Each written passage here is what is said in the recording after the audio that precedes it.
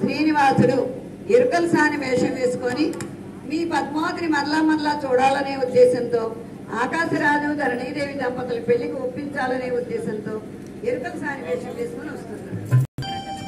అమ్మా విన్నారండి? జరిగిపోయింది, జరగబోయేది, జరుగుతా ఉన్నది అన్ని చెప్పుద్దట.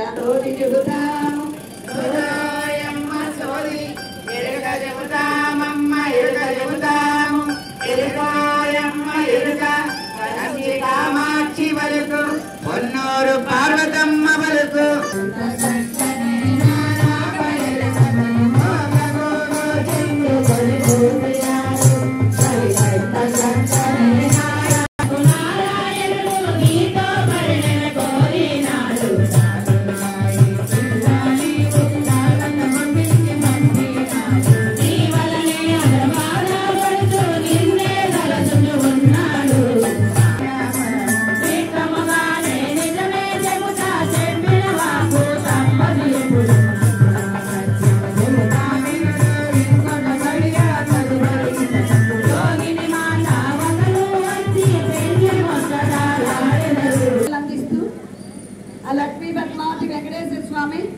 సుభాశిస్సులందిస్తూ మన జగన్నాథ స్వామి గురుదేవులు అష్టైశ్వర్యములు, ఆయురారోగ్యములు, భోగభాగ్యములు ఇచ్చి ఇలాంటి పెళ్లి వసంతాలు ఇంకా ఎన్నో జరుపుకుంటూ బిడ్డాపాపలతో ధనధాన్యములతో ఆయురారోగ్యంతో వర్ధిల్లుదురు కాక.